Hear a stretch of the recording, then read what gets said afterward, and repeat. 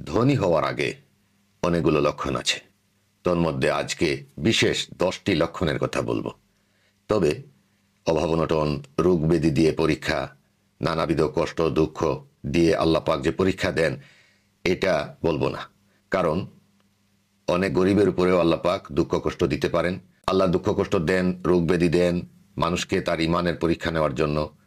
মানুষ কতটুকু আল্লাহ পাকের উপরে ভরসা রাখতে পারে সেটা দেখার জন্য, বা তার গুনাহ মাফের জন্যও আল্লাহ রাব্বুল আলামিন অনেককে অনেক ধরনের দুঃখ কষ্টের মধ্যে রাখেন, অনেক রোগ ব্যাধি দিয়ে থাকেন।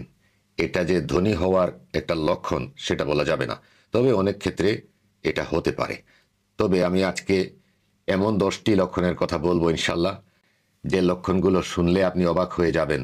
এই লক্ষণগুলো অনেক গুরুত্বপূর্ণ, এবং এই লক্ষণগুলো যদি কারো মধ্যে দেখা যায় বা সে নিজে বুঝতে পারে যে এই লক্ষণগুলো তার মধ্যে আছে, তাহলে সে শিওর হয়ে যাবে যে আল্লাহ রাব্বুল আলামিন অল্প কিছুদিনের ভিতরে তাকে আস্তে আস্তে ধন সম্পদ দান করা শুরু করবেন, এবং সে এক পর্যায়ে সচ্ছল একজন ব্যক্তি হয়ে উঠবে। ধন সম্পদ বলতে শুধু টাকা পয়সা, জমি জমা বা ঘর বাড়ি এগুলো নয়।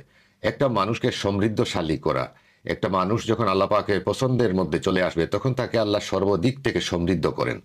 তবে দুনিয়াতে এই মানুষটা সুখে থাকতে হলে তার অবশ্যই অর্থনৈতিক সচ্ছলতা থাকতে হবে। আল্লাহ রাব্বুল আলামিন এই অর্থনৈতিক সচ্ছলতা তাকে দান করবেন, আর এই সচ্ছলতা দান করার আগে 10টি লক্ষণ তার মধ্যে পরিলক্ষিত হবে যদি সে সেটা বুঝতে পারে। প্রথম লক্ষণটি হচ্ছে একা থাকতে পছন্দ করা। যদি কোনো ব্যক্তি একা থাকতে পছন্দ করে, খুব গুরুত্ব সহকারে লক্ষণগুলো আপনি আপনার জীবনের সাথে মিলিয়ে নেবেন। ইনশাল্লাহ যদি এই 10টি লক্ষণ আপনার মধ্যে থাকে তাহলে আপনি শিওর থাকেন আল্লাহ সুবহানাহু ওয়া তাআলা আপনাকে ঐশ্বর্যের মালিক করবেন, ধনী বানিয়ে দিবেন। অবশ্যই ভিডিওটি শেষ পর্যন্ত দেখুন। প্রথম লক্ষণটাই হচ্ছে একা থাকা। একা একা থাকতে একজন মানুষ পছন্দ করবে। এখন আর গ্রুপ ভাবে থাকতে চায় না, বন্ধু বান্ধবের সাথে তেমন মিশতে চায় না, বাজারে হাটে যায় না, বা গেলেও দ্রুতভাবে তার ঘরে চলে আসে। এক কথায় সে একাকী বসবাসের জন্য খুব পছন্দ করা শুরু করবে। যদি তার বউ বাচ্চা থাকে তাতেও সে একা অবস্থানের জন্য চেষ্টা করবে। এটা 1 নম্বর লক্ষণ। 2 নম্বর লক্ষণ হলো এই লোকটার মধ্যে দান সদকা করার প্রবণতা বেড়ে যাবে। কোনো গরিবকে যখন দান করবে তখন সে আনন্দ পাবে। সেটা কোনো মসজিদ, মাদ্রাসা বা এতিমখানা হোক, বা কোনো গরিব মিসকিন ফকিরকে হোক, সে যখন দান করবে, খয়রাত করবে, সদকা করবে, তখন মন উজাড় করে দিতে চাইবে। যদিও তার কাছে হয়তো বা 100 টাকার বেশি নাই, কিন্তু সে চাইবে যেন আমি 100 টাকাই দিয়ে দেই, এরকমের একটা মনোভাব তার আসা শুরু হবে। এক কথায় দ্বিতীয় লক্ষণটি হচ্ছে দান সদকা করার ইচ্ছাটা তার বেড়ে যাবে। তৃতীয় যে লক্ষণটা হলো, সেই লক্ষণটা হলো সে কোথাও দাওয়াত খেতে যাবে না।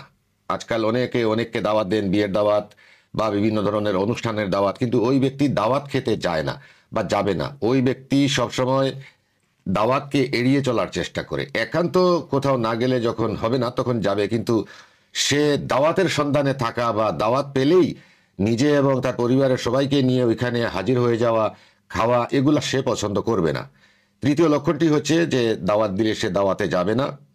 4 নম্বর হলো কোথাও গেলে সে রাত্রি যাপন করবে না। অনেক আত্মীয় স্বজন আছেন বা অনেক ব্যক্তি আছে, তার বোনের বাড়ি গেল বা তার কোনো আত্মীয়ের বাড়িতে গেল বা বন্ধুর বাড়িতে গেল বা যেখানেই যাক না কেন, সে রাত্রি যাপন করা বা থাকাটা সে পছন্দ করবে না। সে সন্ধ্যার আগেই চেষ্টা করবে তার নিজ ঘরের যেন সে ফিরে যেতে পারে, এটা সে চেষ্টা করবে। 5 নম্বর যে লক্ষণটা হচ্ছে সেটা হলো অতিথি আপ্যায়নে আনন্দ করা। যখন তার ঘরে কোনো অতিথি আসবে বা কোনো মেহমান আসবে তখন সে কি যে খাওয়াবে, ঘরে কিছুই নেই তারপরেও সে চাইবে যে সে প্রাণ খুলে যেন তার আত্মীয় স্বজনকে, মেহমানকে খাওয়ায় বা তাদেরকে খাওয়ানোর যে একটা আনন্দ সে উপভোগ করে। অনেক মানুষ আছে খাওয়ানোটা পছন্দ করে না, হয়তো 1 গ্লাস পানি বা 1 কাপ চা দিয়ে বিদায় করে দিতে চায়, কিন্তু ওই লোকটা চাইবে যদি আল্লাহ দিত তাহলে সে অনেক কিছু খাওয়াইতো, ওই মেহমানকে রাখতো, খাওয়াইতো। এই ধরনের একটা মন মানসিকতা তার মধ্যে চলে আসবে। 6 নম্বর লক্ষণটি হচ্ছে সে তার নিজের শরীরের যত্ন করা ভুলে যাবে। অনেক মানুষ আছে দেখবেন তার দাড়ি ছাটার জন্য সপ্তাহে 1-2 দিন সেলুনে যাচ্ছে, নানা ধরনের পোশাক ব্যবহার করছে, নানা ধরনের কাপড় চোপড় ব্যবহার করছে, কিভাবে তাকে ফ্যাশন করে থাকা যায়, মানুষ তাকে দেখলে যেন মনে করে সে খুবই সুন্দর কাপড় পরেছে, খুবই সুন্দর স্টাইল করেছে। এই রকমের তার যে মনোভাব, এটা ওই লোকটার মধ্যে থাকবে না যার মধ্যে আল্লাহ পাক ইশারা করছেন যে কিছুদিন পরে সে আস্তে আস্তে ধনী হবে। ওই ব্যক্তিটার মধ্যে তার নিজের শরীরের যত্ন নেওয়া আস্তে আস্তে ভুলে যাওয়ার মতো করে দিবে। এমনও হবে যে সে যখন গোসল করবে সে সাবানই ব্যবহার করবে না, বা কোনো সময় সাবান ব্যবহার করলে অল্প একটু লাগিয়ে 2 ঘষা দিয়ে একটু পানি ঢেলে সে গোসল শেষ করে চলে আসবে, এবং একই কাপড় সে পরিষ্কার করে করে বারবার ব্যবহার করবে। নতুন নতুন কাপড় চোপড় কেনার যে প্রবণতা বা ফ্যাশন করা, এটা তার মধ্যে মোটেই থাকবে না। বিশেষ করে তার মধ্যে কোনো ধরনের নিজের শরীরের যত্ন করাটা থাকবে না। 7 নম্বর লক্ষণটি হচ্ছে সে ঋণী থাকতে চায় না। সে ঋণ করলে, কোথাও যদি সে ঋণ করে টাকা আনে, সেটা খুব দ্রুতভাবে সে পরিশোধ করে দিতে চায়, এবং সে সবসময় ঋণমুক্ত থাকতে চায়। এমনও আছে যে অনেকে দোকান থেকে বাকি এনে খায় এবং দিনের পর দিন, মাসের পর মাস দোকানের বাকি দেয় না, বা ওই রাস্তা দিয়েও যায় না। ওই লোকটার মধ্যে ওই রকম মনোভাব থাকবে না। সে যত দ্রুত পারা যায় ঋণ মুক্ত হয়ে থাকতে চায়, এটা আরেকটা লক্ষণ তার মধ্যে।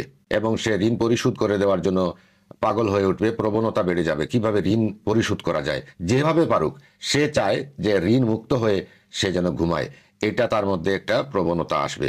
8 নম্বর যে লক্ষণটা তার মধ্যে দেখা যাবে সেটা হচ্ছে যে সে হাওলাত করবে না।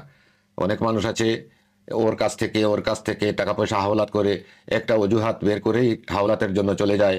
কেউ আছে বিদেশ যাবে, হাওলাত দাও। কেউ আছে আমি বাইক কিনবো, কিছুটা টাকা হাওলাত দাও। কেউ আছে আমি অমুককে বিয়ে দিব বা নিজে বিয়ে করব, এরকমের কারণে সে হাওলাত চায়। অনেকে বলবে একটা ব্যবসা খুলবো, কিছু টাকা হাওলাত দাও।